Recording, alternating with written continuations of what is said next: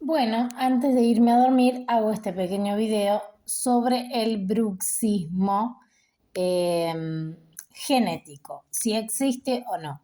Sí existe el bruxismo genético y puede tener distintas acepciones, no solamente desde lo óseo y desde la composición, la forma de la dentadura, sino que también puede tener alguna reminiscencia con relaciones, por ejemplo, gástricas, entre otras, que hacen que la persona rechine los dientes y tenga un desgaste distinto o produzca distintas patologías que tienen que ver con el endurecimiento de la mandíbula, entre otros.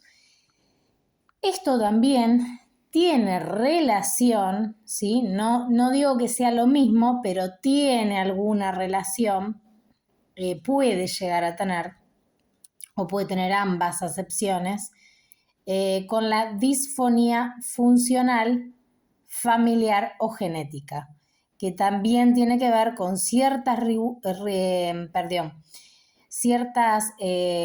rugosidades que tienen que ver con el mismo tono o calidad vocal que el ADN genético familiar. Un saludo.